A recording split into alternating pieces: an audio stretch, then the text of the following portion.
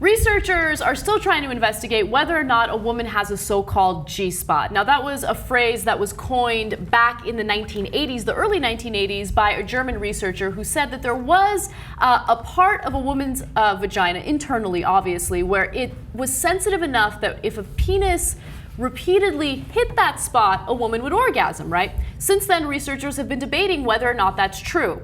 Now, the recent study has been published in the journal Clinical Anatomy, and the researcher who looked into this is Dr. Gail Saltz, and here's what she had to say. Like most things that are about sex, people get very hot and bothered on either end of this. Yeah, I bet, yeah. But I really can't say from my clinical practice that I'm at all convinced that there is a G-spot. She also says, I think that a lot of women are very frustrated trying to attain something that may not be attainable. So she's really concerned, right? Because the belief that there is a G-spot leads some women to believe that they can orgasm through intercourse, when in reality, it's much more likely that you'll orgasm through clitoral stimulation.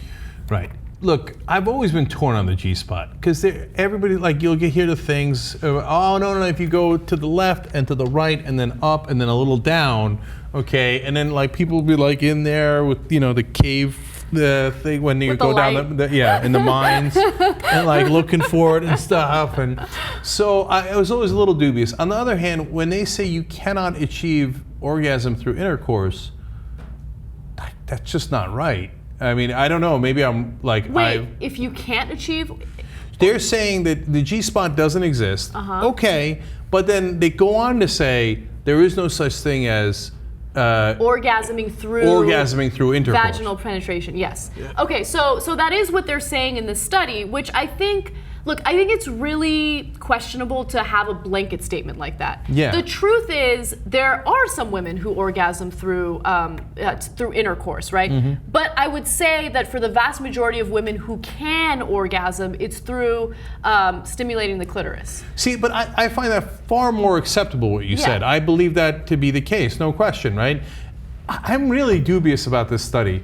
It's like a lot of it seemed like kind of your opinion, man. Okay, yes. And to be fair, look, this is a long study that you have to pay for to read, and all of the... This is a description of it. This is a description of it, right? So I don't know what her methodology was in figuring this out. But here's more of the study that I can read to you guys. The so-called G-spot, a term that refers to a pleasurable spot located inside the vagina in the pelvic urethra, doesn't exist. Rather, every woman has the capacity to orgasm if her clitoris is stimulated. As such, the term vaginal orgasm is incorrect, and female orgasm should be used instead, they argue. So I think female orgasm is a fine term. Like, now we're having a debate about terminology, which is ridiculous, right?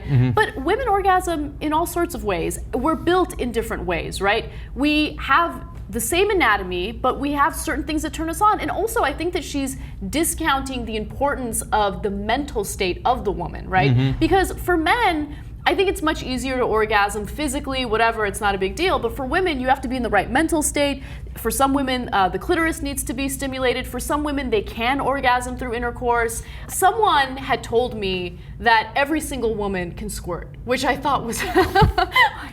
I went there. Okay, here we are. I went there. I've talked about this in the post-game show in more detail, but I thought it was fascinating. And I was like, that's not true. Only some women can do that. And he told me, no. Every woman has a spot that inside her, where if it's stimulated repeatedly, she feels like she's about to urinate, when in reality, she's about to squirt. I wish there was another word for it, but that's what people call it, okay? Right. And so I started researching this, and there's like a number of YouTube videos, like how-to YouTube videos that use like digitized animation showing guys what they need to do to make a girl squirt. And it's super interesting, but I don't think that it works for every single woman. Again, that's another blanket statement. Look, women's genitalia can oftentimes be not the easiest thing in the world to figure out because it varies greatly. Yes. With guys, there's one particular sensitive spot that is obvious, right? And you figure that out, congratulations, you've solved men, okay?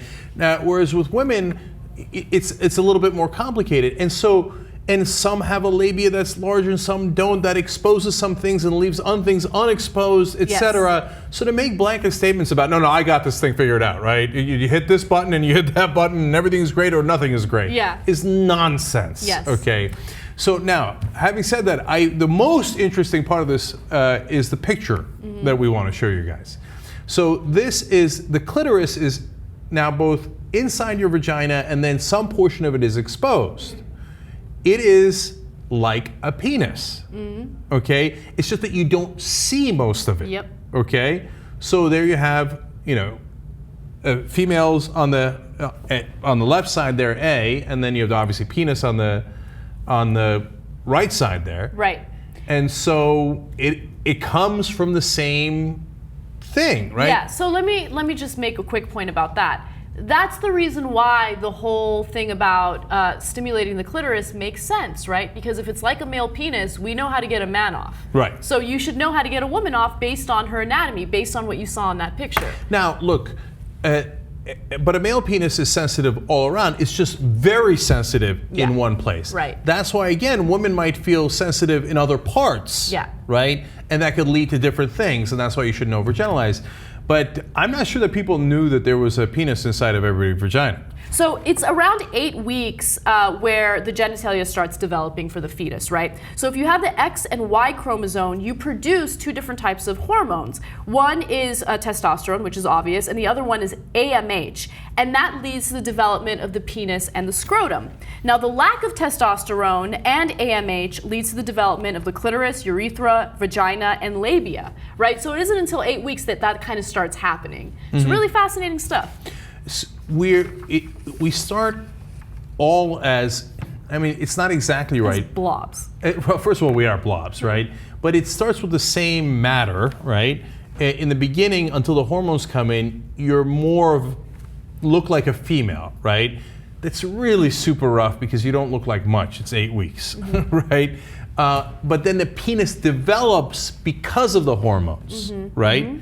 So our blank slate is actually a female, not a male, right? So Genesis is wrong. You did not get Eve from the rib of Adam. You actually got... I thought that was true. It's weird. If anything, you got Adam's penis from the rib of Eve. Okay. Think about it. Okay, or the vagina of Eve.